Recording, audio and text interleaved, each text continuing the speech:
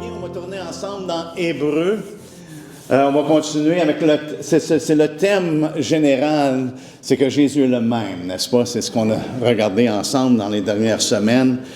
Et puis, la semaine dernière, on a regardé au chapitre 10, et on voit qu'à travers le livre d'Hébreux, c'est qu'il y a vraiment une comparaison, n'est-ce pas? Il y a une comparaison de l'ancienne alliance avec la nouvelle alliance, que Jésus est venu introduire cette nouvelle alliance-là. Et c'est continuellement comme ça, à travers le livre des Hébreux.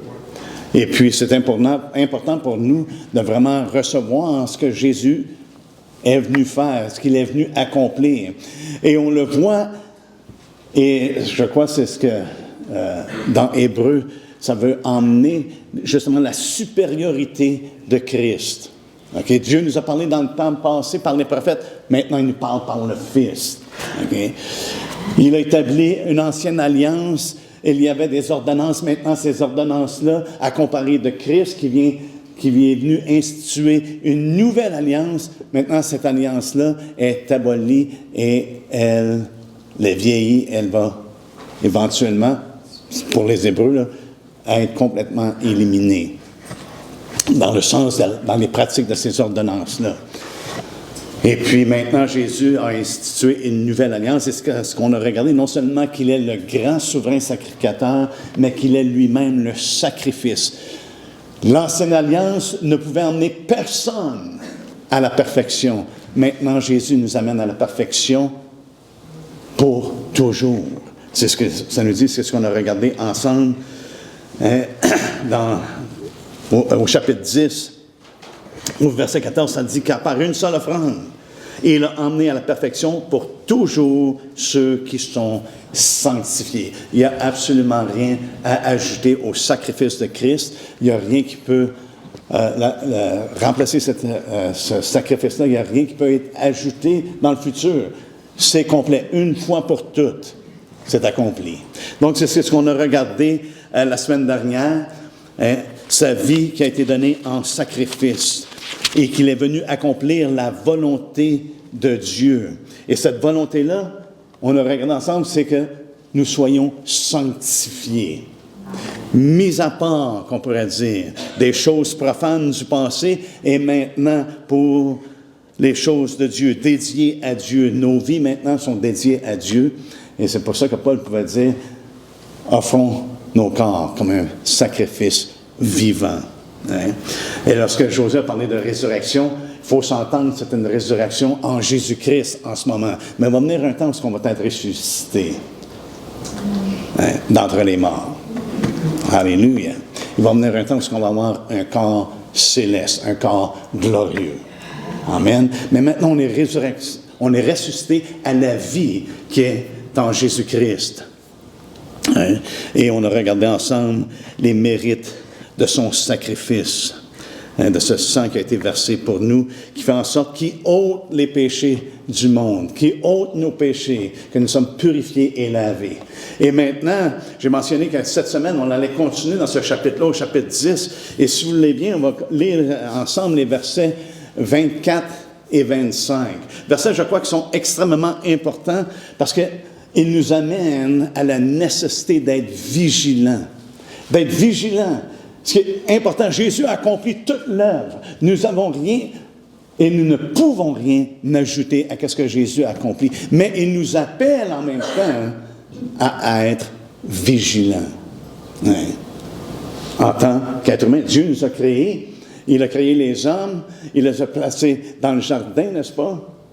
Et ils avaient une responsabilité. Et l'homme a manqué à cette responsabilité-là.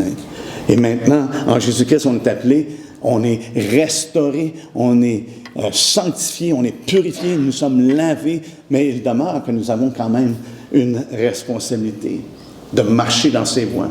Ça a toujours été, Dieu a toujours voulu avoir cette relation-là. Il nous a créés pour être en relation avec lui. Regardez ce que ça dit au verset 24. « Veillons les uns sur les autres. » Est-ce que ça vous rappelle du nous? Veillons les uns sur les autres.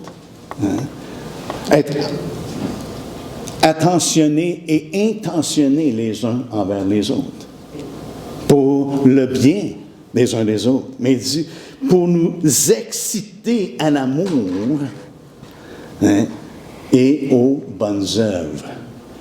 Pour nous exciter, pour nous inciter. J'aime le terme en anglais et dans le grec qui signifie la même chose, c'est de provoquer, mais provoquer dans le bon sens. Aujourd'hui, lorsqu'on parle de provoquer, on pense que c'est quelque chose de pas trop bon.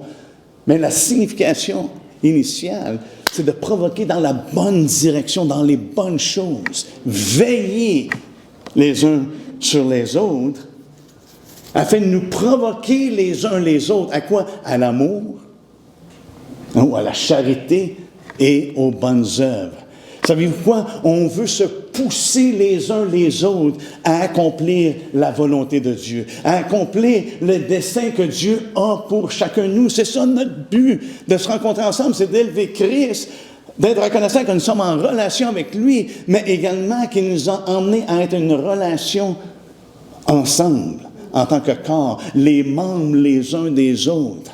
Et là, ce n'est pas une compétition entre nous, mais c'est vraiment de veiller et de se provoquer dans ce qui est important aux yeux de Dieu. Dieu est amour. Et ce n'est pas pour rien qu'il veut qu'on s'incite ou qu'on s'excite à aimer, à s'aimer les uns les autres. Jésus, son commandement, c'est quoi? Aimez-vous les uns les autres. Comment? Comme je vous ai aimé. Notre exemple, c'est Jésus-Christ. Votre exemple, c'est pas moi, dans un sens. Parce que moi, j'ai encore des manquements. Je sais que ça vous surprend, là. Mais j'ai encore des manquements. Hein? Et comme Paul a dit, suivez-moi comme je suis Christ. Mais si vous voyez qu'est-ce que Paul, si Paul avait fait quelque chose qui n'était pas comme Christ, dans ça, tu ne le suis pas. Hein? On est appelé à regarder à Jésus. C'est pour ça que ce matin, on porte les regards sur Jésus-Christ. Pourquoi? Parce qu'il est l'auteur et le consommateur de notre foi. C'est à lui qu'on regarde. Et pourtant, on a besoin d'avoir des modèles. Et Paul nous encourage de porter les regards sur quoi? Sur les modèles, tels qu'on a été un modèle. Mais ces modèles-là, frères et sœurs, doivent être façonnés en Jésus-Christ. C'est des modèles qui sont représentés par Jésus-Christ. Il nous dit de veiller les uns sur les autres pour nous exciter à l'amour et aux bonnes œuvres. Savez-vous quoi? Ça, c'est vraiment de nous pousser à la volonté de Dieu et au dessein de Dieu. Pourquoi? Parce qu'on a été créés en Jésus-Christ. Pourquoi? Pour des bonnes œuvres. On va juste regarder ensemble. Dans Éphésiens 2, vous n'avez pas besoin de détourner, vous connaissez ce verset-là très bien. Au verset 10, il dit « Car nous sommes son ouvrage ». Est-ce que Dieu est à l'œuvre dans nos cœurs? Est-ce que Dieu est à l'œuvre dans nos vies? Est-ce que ça se voit? Est-ce que les gens peuvent considérer que Dieu est vraiment à l'œuvre en nous, que nous sommes réellement son ouvrage? Regardez ce que ça dit. « Car nous sommes son ouvrage ayant été créés en Jésus-Christ pour de bonnes œuvres. » Que Dieu a préparé d'avance afin que nous les pratiquions. Ça veut dire quoi? Trop souvent, on pense que afin que nous en parlions. Parce qu'on peut s'asseoir ensemble en rond et parler de toutes sortes de bonnes œuvres. Mais ça veut dire quoi? Que Dieu nous a créés non seulement d'en parler, mais que nous les pratiquions. C'est des choses qu'il a préparées d'avance. Dieu est à l'œuvre. Il est à l'œuvre dès le commencement.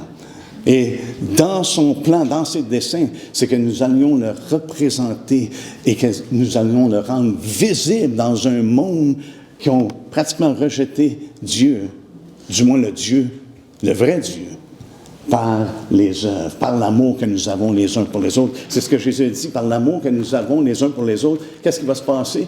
C'est que les hommes vont savoir que vous êtes mes disciples. Que les hommes vont savoir que c'est moi que vous suivez, que c'est moi qui est votre maître, que c'est moi qui est le roi des rois, le Seigneur des seigneurs. Hein?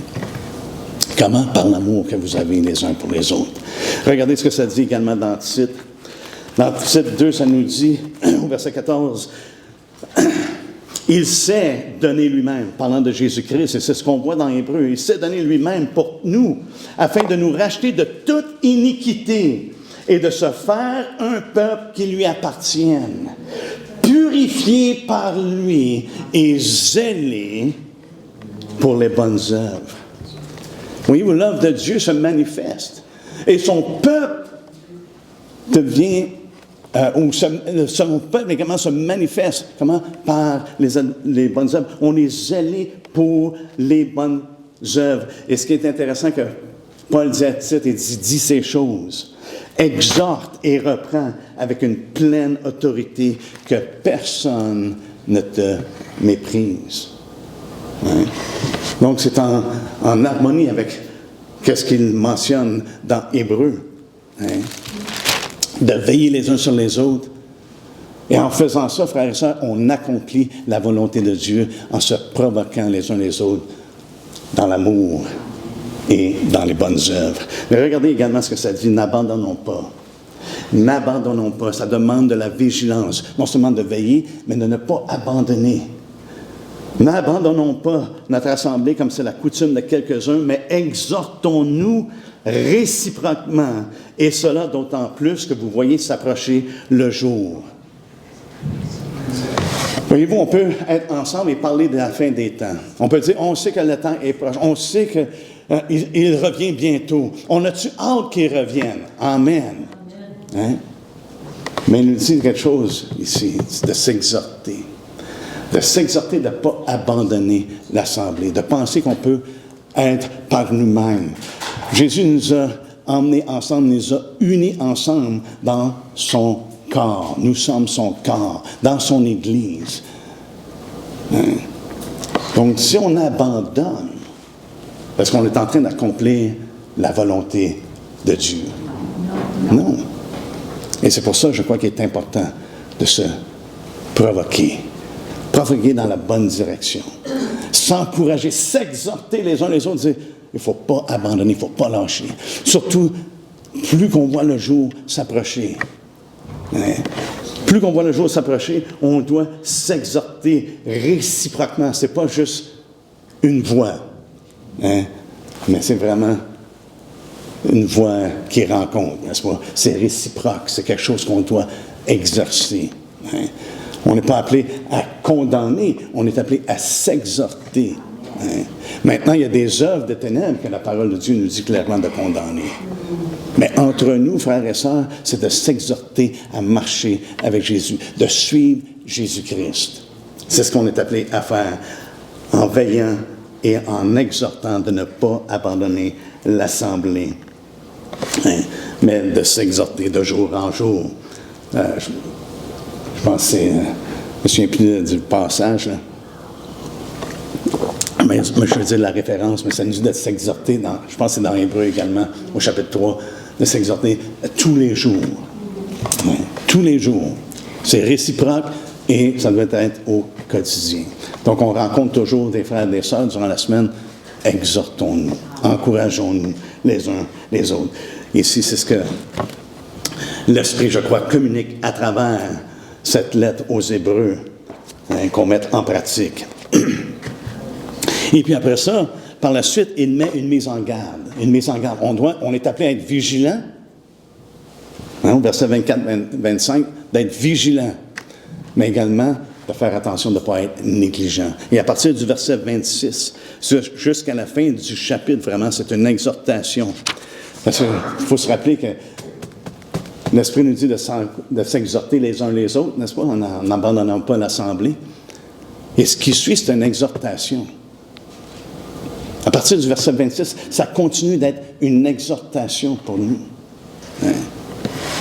De nous provoquer, de ne pas se relâcher, de ne pas être négligent. Hein? Donc, il donne une mise en garde. Et ce qu'on a vu à travers cette épître-là, c'est toujours des contrastes qu'il fait avec ce qui est arrivé dans le passé et maintenant ce qui s'applique encore aujourd'hui. Il nous dit, car si nous péchons volontairement, c'est comme s'il associe le fait si on manque de veiller, si on manque et on abandonne l'assemblée, c'est comme, il associe si on pêche volontairement, parce que ça va à l'encontre de ce que Jésus fait. Il bâtit son Église. Hein? Jésus bâtit son Église. Si on abandonne l'assemblée, on marche à l'encontre de de qu'est-ce que le Seigneur veut pour nous, a planifié pour nous. Car si nous péchons volontairement, et ça ne fait pas juste référence à ça, ça fait référence dans nos vies en particulier. Il y a des choses qu'on peut se donner qui sont contraires à la parole de Dieu. Car si nous péchons volontairement, après avoir reçu la connaissance de la vérité, il ne reste plus de sacrifice pour les péchés. On l'a vu, il y avait juste un sacrifice qui ôte les péchés, n'est-ce pas? À travers cet épître-là, c'est ce qui le rend très clair. Dans le passé, et spécialement qui parle aux Hébreux, là, dans le passé, tout ce qui a été fait ne pouvait pas ôter les péchés. Mais maintenant, le seul sacrifice qui peut ôter et qui a ôté les péchés du monde, c'est Jésus-Christ. Hein? Mais si on pêche volontairement, est-ce que ça nous fait peur? Ça nous fait peur que ce que Jésus a accompli, frères et sœurs, ce n'est pas pour nous donner une liberté de continuer dans le péché. Ça ici, s'il y a quelque chose qui rend ça clair, c'est ici. Car si nous péchons volontairement après avoir reçu la connaissance de la vérité, il ne reste plus de sacrifice pour le péché. Parce que Jésus est venu, il n'est pas mort en vain. Il est mort pour ôter les péchés, afin que vous et moi, nous puissions entrer librement dans sa présence, purifiés, sanctifiés, lavés, qu'il n'y a rien qui nous empêche d'être dans cette communion-là avec lui. Ça, c'est le plan de Dieu. Et de dire qu'une personne peut continuer dans le péché, ça vient à l'encontre, ça contredit, ça ne vient pas de l'Esprit de Dieu. Parce que l'Esprit ici est clair de ne pas continuer, de ne pas pécher volontairement, hein, après avoir reçu la connaissance de la vérité. Pécher volontairement, ça veut dire de pécher avec obstination, de s'obstiner, de continuer dans le péché. Ah, mais je suis sauvé par la grâce de Dieu, je ne suis pas sauvé par les œuvres. Comme je vous ai mentionné dernièrement, j'avais entendu un prédicateur qui mentionnait que aussitôt qu'une personne croit, il a la vie éternelle, ça ne dérange pas s'il continue à croire ou pas, il est sauvé. Hein? Ça vient à l'encontre de la parole de Dieu. Et on doit avoir du discernement et de reconnaître. Et je crois ici, c'est ce que cette lettre-là veut nous faire comprendre. Que Jésus est le même hier, aujourd'hui, pour l'éternité. Le Dieu, l'Éternel de l'Ancien Testament est le même aujourd'hui. On va voir ça aujourd'hui. Il est vraiment le même. Il ne change pas. Hein? Il dit, après avoir reçu la connaissance de la vérité, c'est de recevoir ce qui est à faire. Autrement dit, qu'ils ont reçu la vie en Jésus-Christ. Ils ont reçu le message de l'Évangile. Ils ne l'ont pas rejeté, mais plutôt ils l'ont expérimenté. Hein. La connaissance de la vérité nous fait peur. C'est une connaissance précise. Ce n'est pas juste un terme de connaissance comme gnostique. Hein. Mais c'est vraiment une connaissance qui est précise et correcte. Dans le Nouveau Testament, c'est utilisé comme la vraie connaissance. La connaissance des choses morales et des choses divines. Hein. La connaissance de la vérité, ce qui est vrai dans ce qui appartient à Dieu et au devoir de l'homme. Hein? Dieu nous a parlé dans ces derniers jours. C'est ce que ça dit, ça commence, cet épître-là commence avec ça. Dieu nous a parlé par le Fils. Il nous parle de ce qui appartient à Dieu, les choses qui appartiennent à Dieu et au devoir que nous avons envers ce qu'il nous a révélé. Et c'est pour ça qu'il dit, il ne reste plus de sacrifice si on continue à pécher de cette façon-là, parce qu'on a reçu la connaissance de la vérité. Et dans Hébreu, c'est ce qu'il fait paraître. Jésus est le sacrificateur, le souverain sacrificateur, et c'est lui, il s'est sacrifié pour nous. C'est le seul sacrifice. Hein?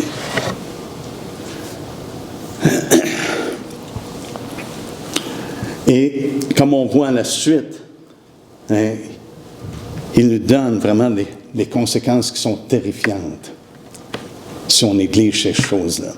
Comme ça nous dit, comme il nous l'a dit au chapitre 2, il dit qu'on ne doit pas négliger un si grand salut, n'est-ce pas? On ne doit pas échapper à un si grand salut. Hein? On ne doit pas être désobéissant, encore là au chapitre 2. Hein. On ne doit pas être rebelle, comme on a vu au chapitre 3. Hein, parce qu'il y a des conséquences à ces choses-là. Il nous donne ça comme une comparaison. Écoutez, il est le même. Dans ce temps-là, lorsqu'ils se sont rébellés, il y a eu des conséquences.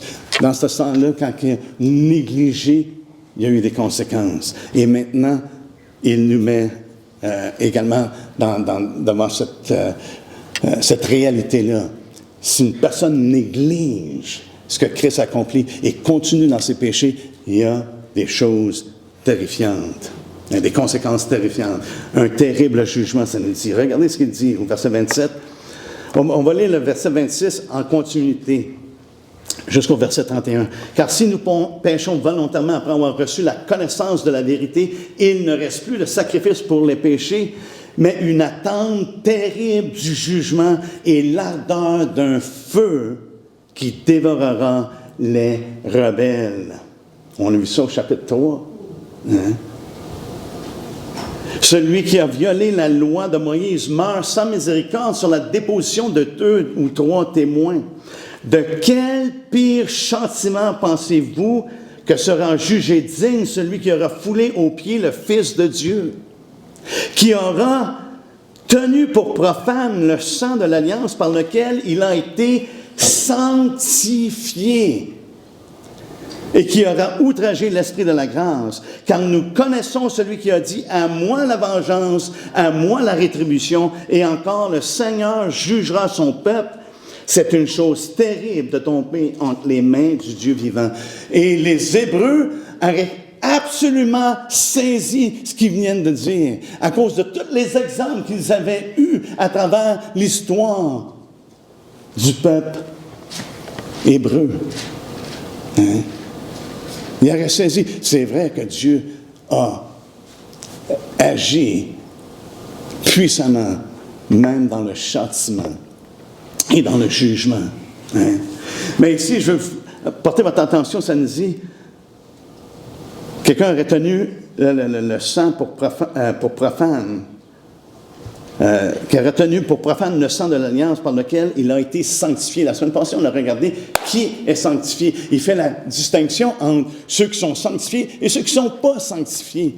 Mais ici, il parle à des gens qui ont été sanctifiés, par lequel il a été sanctifié. Quelqu'un qui ne reçoit pas l'alliance de Christ n'est pas sanctifié. Quelqu'un qui n'entre pas en communion avec Christ n'est pas sanctifié. Mais ici, il parle à des gens qui ont été sanctifiés. Faites attention, il dit. De quel pire châtiment pensez-vous? Un châtiment. Celui qui aura foulé aux pieds, celui qui aura piétiné, hein, qui aurait négligé ou traité en négligent, hein, qui aurait tenu pour profane ou considéré profane, considéré profond, comme Jésus, le sang de Jésus, c'est pas plus qu'un quiconque, le sang de quiconque. Hein. Contrairement à ce que Pierre dit, que le sang de Jésus, c'est le sang qui est précieux, hein, le sang qui est saint, mais qui tient pour profane, qui appartient à la généralité. Parmi les Juifs, ce terme qui est utilisé là, ça serait comme de tenir pour profane, ça serait impur, souillé. Hein? Et d'outrager l'esprit de la grâce, d'insulter l'esprit de la grâce. Voyez-vous, l'esprit convainc le monde de péché. Hein? Et l'esprit, c'est celui qui révèle Jésus-Christ. Hein? Jésus dit, lorsqu'il allait venir, qu'est-ce qu'il allait faire? Il dit, il va me glorifier. Il va me glorifier. Et c'est vraiment d'insulter l'esprit, d'outrager l'esprit de grâce. Si une personne continue dans le péché et néglige l'offrande de Christ, qu'est-ce qu'il accomplit? Hein?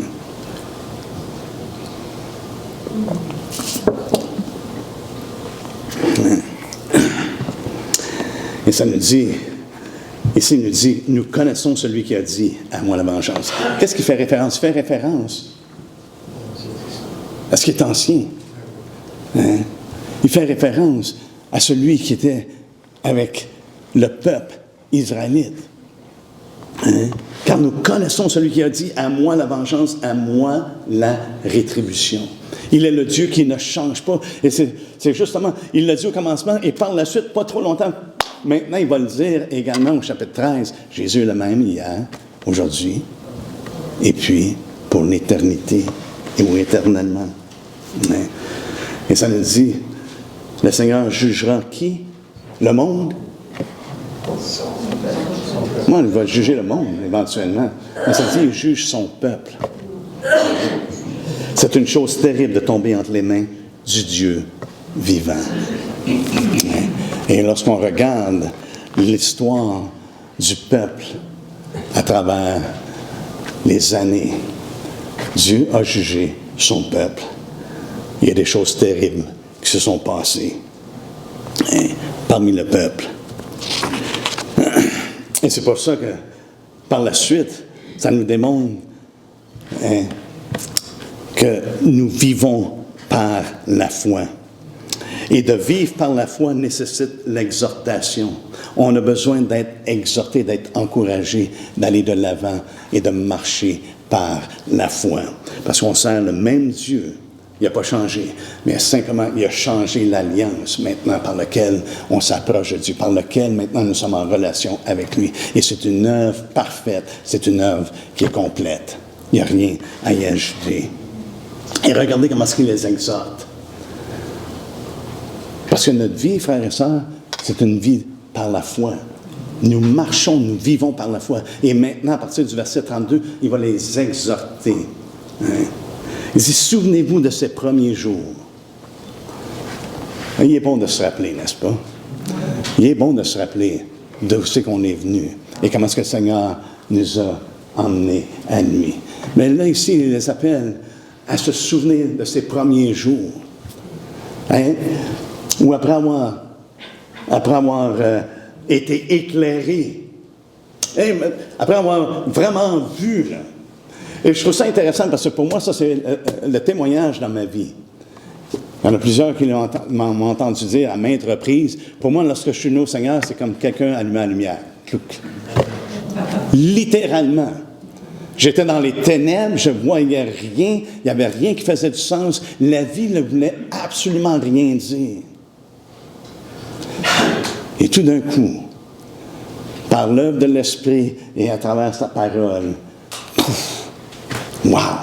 Jésus-Christ est le chemin, la vérité et la vie. Nul ne vient au Père que par moi. C'est ce qu'il dit. Et c'est comme la lumière allumée.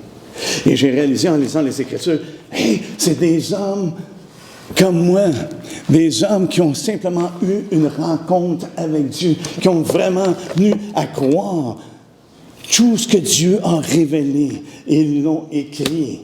Mais ils ont eu cette relation-là, c'est comme si quelque chose allumait en dedans de moi. Hein?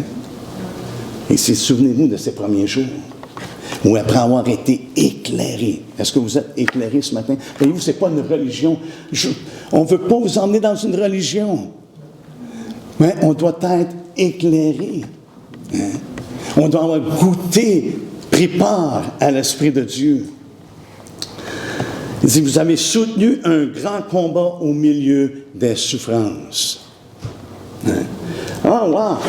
Ils ont reçu Jésus et tout est venu beau. Hein, ça a été tellement facile après ça. Le Seigneur a béni ma business, le Seigneur m'a donné ça, le Seigneur m'a toutes les bénédictions. Non. Il dit, souvenez-vous. Souvenez-vous. Ou après avoir été éclairé, vous avez soutenu un grand combat au milieu des souffrances. D'une part, exposé comme en spectacle aux opprobres et aux afflictions. Wow! Hein? C'est pas nécessairement invitant, n'est-ce pas, pour une personne de recevoir Christ, de recevoir la vérité. Hein? Vous avez été exposé en spectacle, comme en spectacle aux opprobres et aux afflictions, aux injures, aux reproches, à la tribulation. Et de l'autre, vous associant à ceux dont la position était la même, ceux qui se trouvaient dans le même bateau, hein? Ceux qui marchent par la foi. C'est ce qu'il dit. Hein? Fait une chose, vous avez été mis en spectacle parce que vous avez souffert ces choses-là, mais également vous êtes associés à ceux qui eux-mêmes ont souffert ces choses-là, qui sont entrés dans un grand combat, juste comme vous autres. Frères et sœurs, en Jésus-Christ, nous sommes entrés dans un grand combat dans ce monde. Hein? Il n'y a personne qui est en Jésus-Christ qui n'entre pas dans ce combat-là.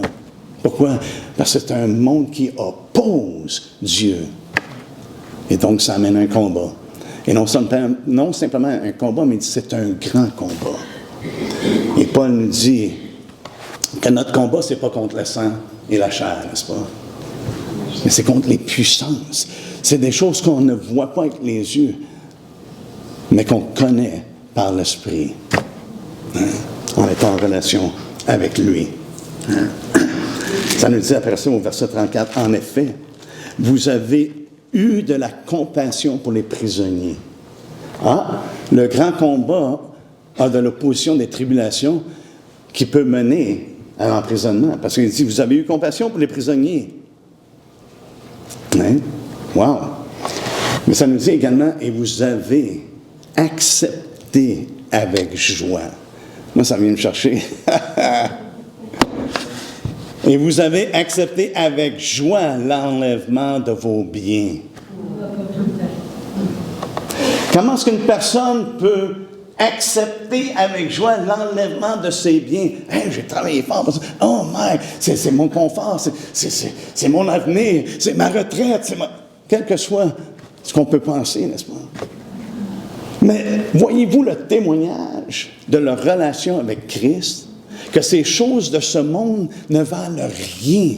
Ils ont accepté avec joie. Non seulement qu'ils ont souffert, hein, ils ont souffert un grand combat dans la souffrance, mais qu'ils ont accepté avec joie l'enlèvement de vos biens. Pourquoi? Comment est-ce qu'ils étaient capables? Sachant. Soulignez ce mot-là, sachant. On a besoin de savoir, frères et sœurs.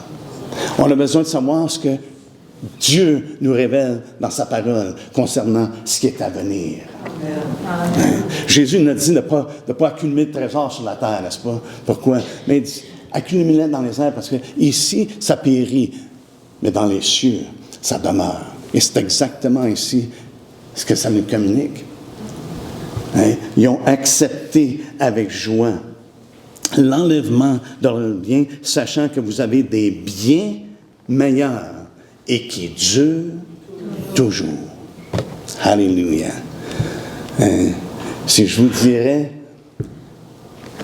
que je connais une place où vous pouvez investir à 25 %, il y en a plusieurs qui diraient « Ouh! OK!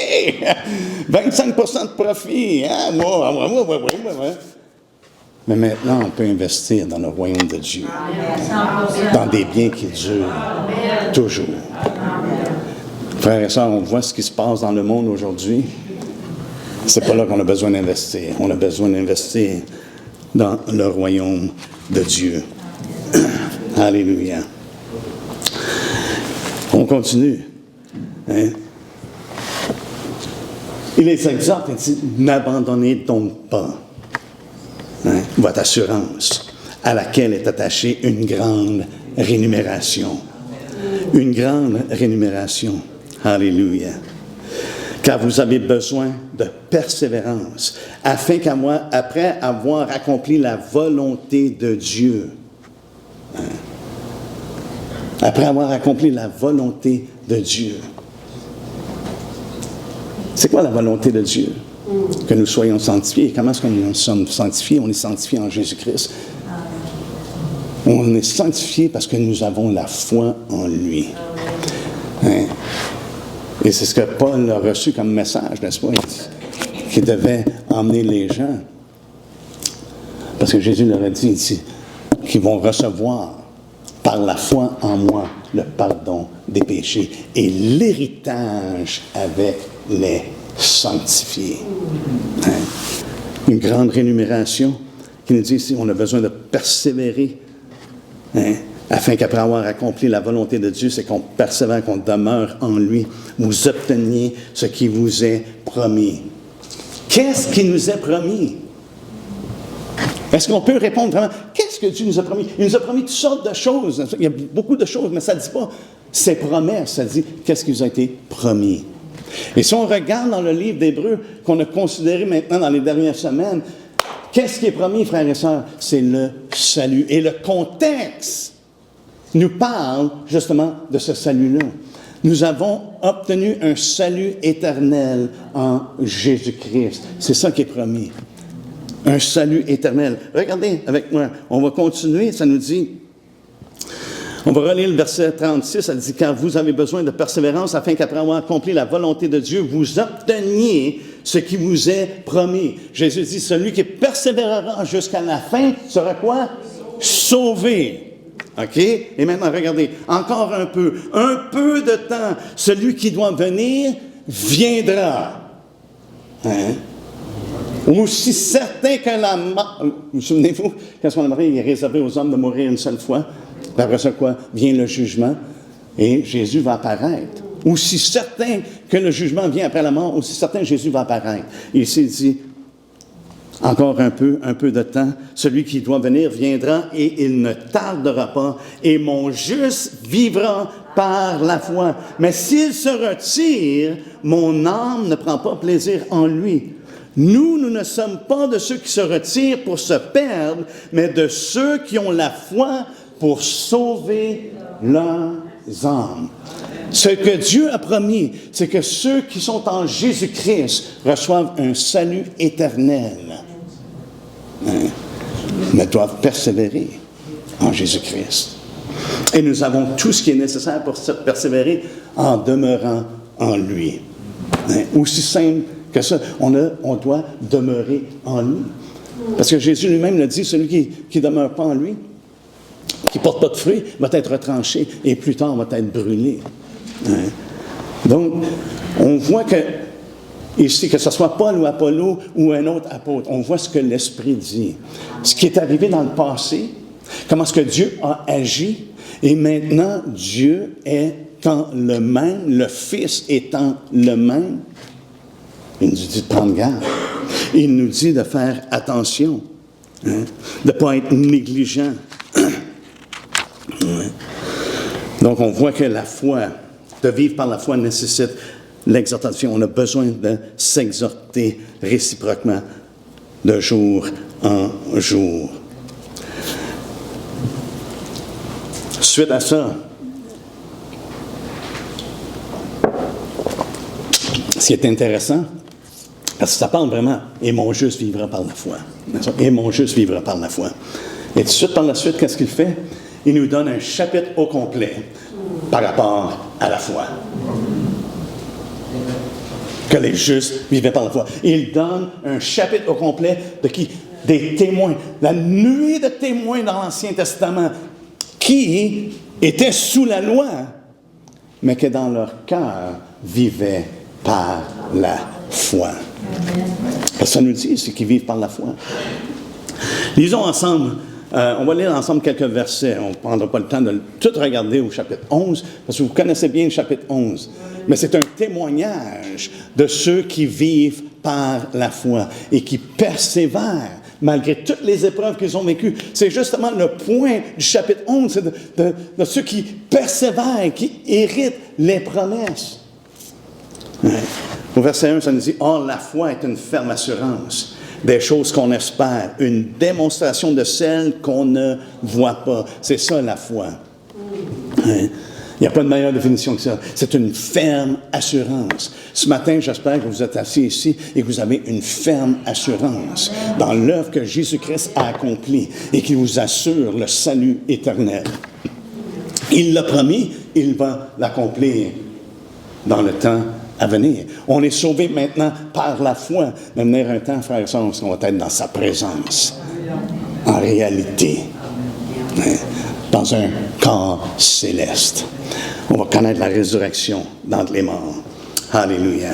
Et une démonstration de celle qu'on ne voit pas. Pour l'avoir possédée. Voyez-vous, la foi, c'est qu'une chose qu'on possède. Pour l'avoir possédée, les anciens ont obtenu un témoignage favorable. Excusez. C'est par la foi que nous reconnaissons que l'univers ou que le monde a été formé par la parole de Dieu. C'est par la foi. Voyez-vous, les scientifiques, ils peuvent essayer de prouver ou de désapprouver que le monde existe, qu'il a été créé ou quoi que ce soit. Mais par la foi, nous reconnaissons que l'univers a été formé par la parole de Dieu, en sorte que ce qu'on voit n'a pas été fait de choses visibles. C'est par la foi qu'Abel offrit à Dieu un sacrifice plus excellent que celui de Caïn. C'est par elle qu'il fut déclaré quoi? Juste. Mon juste vivra par la foi. Abel a été déclaré juste parce qu'il a obéi à Dieu. Il avait la foi en Dieu. Dieu avait dit, voici ce qui doit être offert. Pour ma part, il n'y a aucun doute que Dieu a introduit.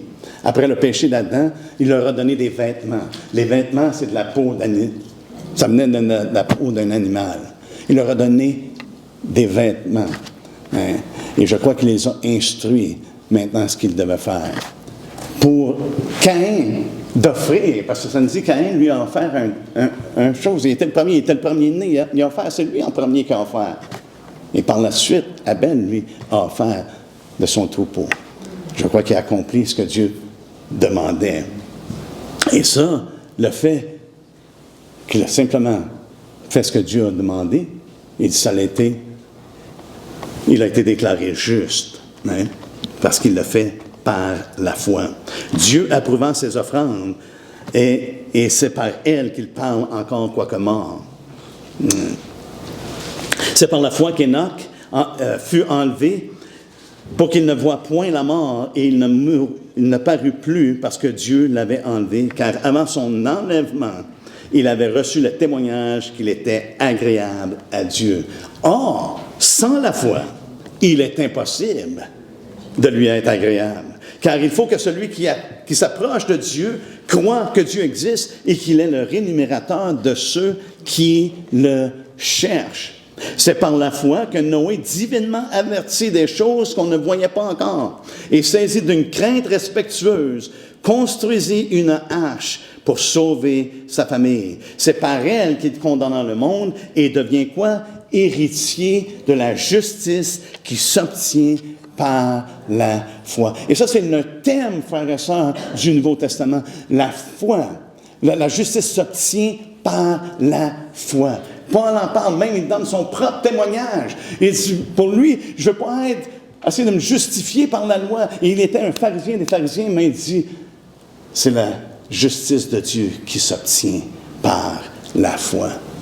C'est cette justice-là qu'il veut, qu'il voulait. Et c'est cette justice-là, je crois, que nous devons désirer. Et c'est justement ce qui est communiqué par l'Évangile. L'Évangile de Dieu, frères et sœurs, ce n'est pas une excuse pour nous de continuer dans nos voies. Ah, Jésus a payé le prix. OK, c'est beau. On s'en verra plus tard. Non, l'Évangile de Dieu communique quoi? Il communique la justice de Dieu. Ça nous dit dans Romains 1, justement, que l'Évangile révèle la justice de Dieu, pour la foi et par la foi. Amen. Et les apôtres ont été conscients qu'ils avaient été ordonnés de Jésus, justement, de prêcher cette bonne nouvelle. Dans Actes 10, 42, 43, ça nous dit, et Jésus nous a ordonné de prêcher au peuple et d'attester que c'est lui qui a été établi par Dieu, juge des vivants et des morts. Tous les prophètes rendent de lui le témoignage que quiconque croit en lui reçoit par son nom, quoi? Le pardon des péchés. Les apôtres étaient conscients de ça, parce qu'ils avaient été instruits dans ces choses-là. Paul, j'ai mentionné ce verset-là, mais je vais vous le lire dans Actes 26, 18, il dit qu'il avait été choisi afin qu'il leur ouvre les yeux, afin que les gens passent des ténèbres à la lumière et de la puissance de Satan à Dieu, pour qu'ils reçoivent par la foi en moi le pardon des péchés et l'héritage avec les sanctifiés. Alléluia. Et par la suite, il continue au chapitre 12. Parce qu'on ne prendra pas le temps de tout lire ça. J'aimerais aimer faire un petit sommaire avant de terminer. Au chapitre 12, on voit ici que il nous dit qu'on a une grande nuée de témoins, n'est-ce pas? Une grande nuée de témoins. Et ça nous dit, nous donc aussi, puisque nous sommes environnés d'une si grande nuée de témoins, il venait juste de les nommer, rejetons tout fardeau et le péché qui nous enveloppe si facilement. Chose à rejeter si facilement et courons avec persévérance dans la carrière qui nous est ouverte, ayant les regards sur Jésus qui suscite la foi et l'amène à la perfection. Ou d'autres traductions vont dire, il est l'auteur, certaines disent, et le finisseur ou le consommateur de la foi. Encore une fois, qu'est-ce qu'il fait? Il fait une comparaison. Voyez-vous, il y a une si grande nuée de témoins. Alléluia! Et on a besoin de témoins, n'est-ce pas? Mais ici, il y en a un qui est au-dessus de tout ça. C'est Jésus. Il élève toujours Jésus comme étant supérieur. Il est celui qui suscite la foi. Il est l'auteur. Il est le consommateur de la foi. Et c'est lui qu'on doit regarder. Ça nous dit au verset 2, « Ayant les regards sur Jésus qui suscite la foi et l'amène à la perfection, en vue de la joie qui lui était réservée, il a souffert la croix, méprisé l'ignominie et s'est assis à la droite du trône de Dieu. Considérez en effet celui qui a supporté contre sa personne une telle opposition de la part des pécheurs, afin que vous ne vous lassiez point l'âme découragée. » On a une si grande nuée de témoins et on en a un qui est au-dessus, qui est supérieur. Cette nuée de témoins-là nous encourage à persévérer dans et avec endurance, de ne pas dévier de la route, n'est-ce pas? Tout ce qu'on lit au chapitre 11, c'est qu'ils avaient les yeux fixés sur la cité, sur la rémunération. Ils regardaient dans les choses célestes, aux choses célestes. Et maintenant, on a un témoin qui est supérieur, Jésus. Et il nous appelle ici à quoi? À suivre son exemple. C'est vraiment l'appel qu'il nous lance. Il dit, en vue de la joie qui lui était réservée, il a souffert la croix, méprisé l'ignominie et s'est assis à la droite du trône. Considérez en effet celui qui a supporté contre sa personne une telle opposition de la part des pécheurs, afin que ne vous lanciez point l'âme découragée. Vous n'avez pas encore résisté jusqu'au sang en luttant contre le péché. Vous n'avez pas encore résisté jusqu'au sang. Vous n'avez pas encore résisté jusqu'à la mort. Et ma pensée, et on va finir avec ça, ma pensée c'est, est-ce qu'on est vraiment mindé d'être prêt à mourir en luttant contre le péché? Souvent, je n'ai pas l'impression que de nos jours, c'est la pensée que nous avons. Ici, les exhorte. Christ nous a laissé un exemple. Il a supporté l'opposition. Il a été méprisé. Il a subi la honte. Et justement, au chapitre 10, il a dit aux chrétiens, aux Hébreux, il dit, « Souvenez-vous de ces premiers jours où, après avoir été éclairés, vous avez soutenu quoi? Un grand combat au milieu des souffrances. » À l'exemple de Christ, là. Et il les exhorte à nouveau. Et je crois qu'on a besoin de recevoir l'exhortation. Frères et sœurs, on est ici dans un combat. Mais la victoire est remportée. Il a remporté la victoire. Alléluia. Alléluia. Alléluia.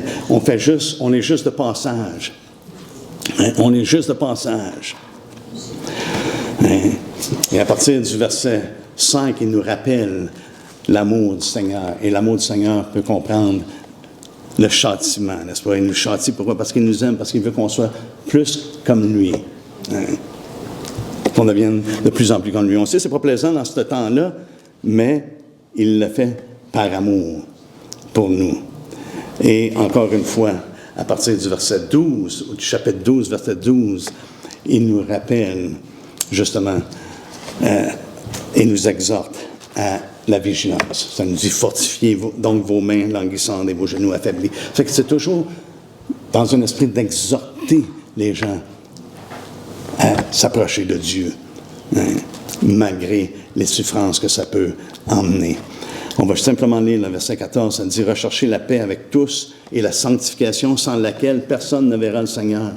Veillez à ce que personne ne se prive de la grâce de Dieu, à ce qu'aucune racine d'amertume poussant des rejetons ne produise du trouble et que plusieurs n'en soient infectés. » On doit veiller de ne pas se priver de la grâce de Dieu, parce qu'elle est suffisante.